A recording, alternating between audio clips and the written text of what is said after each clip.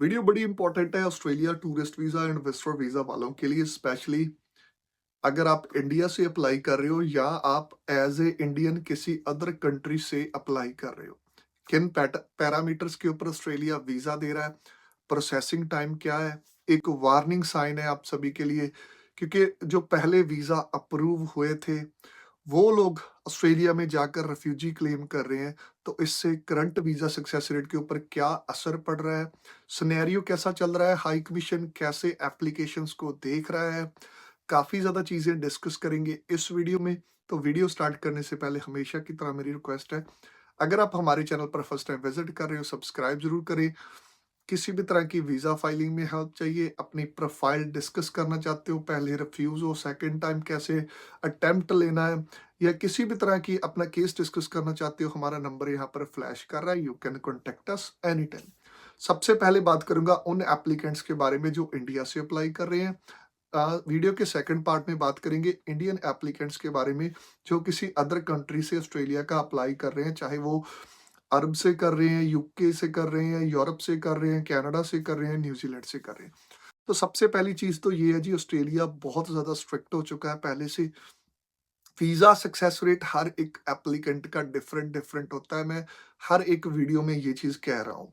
और दूसरी चीज़, अगर आपका पहले वीज़ा रिफ्यूज़ हुआ है, रीफाइल करने वाले हो, एक चीज़ अपने माइंड में रखना कि आपकी रिफ्यूज़ल में गैप होना चाहिए। गैप किन केसेस में होना चाहिए? उन केसेस में गैप होना चाहिए जिनमें फाइनेंशियल का रीज़न लगा था, जिनमें जॉब अच्छी नहीं थी, या जिनकी आईटीआर कम है, पहले ट्रैवल कर लिया है, थोड़ा-सा वेट होना चाहिए। क्योंकि अगर पहले से आपके सर्कमस्टेंसेस चेंज नहीं हो रहे हैं, आपने कोई ट्रैवल भी नहीं किया, आपने टूरिज़्म के लिए ऑस्ट्रेलिया लगाया था, उन्होंने रिफ्यूज़ कर दिया, आप किसी और कंट्री में ट्रैवल कर रहे थे, आपके फंड भी स्टेबल नहीं हुई है, कुछ भी चेंज नहीं हुआ एप्लीकेंट में, तो वैसे ही लगा दोगे, तो वीज़ा की रिफ्यूज़ल आएगी ही आएगी। तो चेंज करके लगाएँ।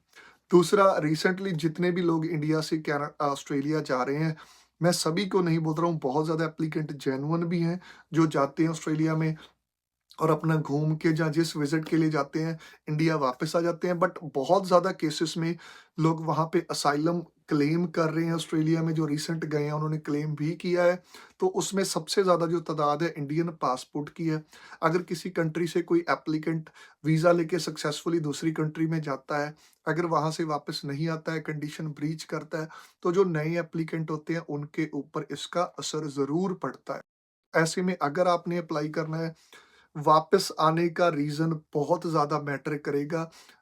चाहे वो अच्छी जॉब हो सकती है, आपकी फैमिली हो सकती है, आपका बिज़नेस हो सकता है, या आपकी ये कह सकते हैं ट्रैवल हिस्ट्री हो सकती है, जो आपको दिखाए कि पहले भी दूसरी कंट्री से ये बंदा वापस आया है।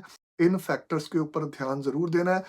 ऑस्ट्रेलिया के अगर मैं प्रोसेसिंग टाइम की बात करूँ करंट में, तो थोड़ा-सा पहले से इंक्रीज़ हुआ है। पहले ऑस्ट्रेलिया का प्रोसेसिंग टाइम 10 दिन, 15-15 दिन में हमने वीज़ास रिसीव किए हैं। बट अब जो वीज़ा को 1-1 मंथ लग रहा है, तो ऐसे में अगर आपने ट्रैवल डेट डालनी है, तो ये कोशिश करें कि जून की ट्रैवल डेट हो आपकी।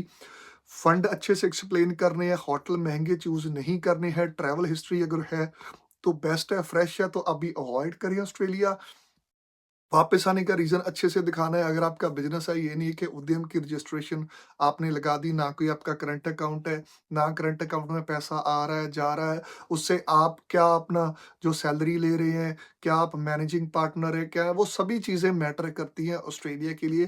कनाडा की तरह वो चीज़ें इग्नोर नहीं करता। बाकी लास्ट ईयर बहुत ज़्यादा लोगों ने फेक डॉक्यूमेंटेशन ऑस्ट्रेलिया में यूज़ की थी, तो ऐसे में इन दिनों ऑस्ट्रेलिया जो आपको इनवाइट कर रहा है, इनवाइटर की इन्फॉर्मेशन भी वेरीफाई कर रहा है। जो बंदे फंड्स वगैरह फेक यूज़ कर रहे हैं, बैंक्स को भी ईमेल आ रही है, तो फेक डॉक्यूमेंटेशन से बचें।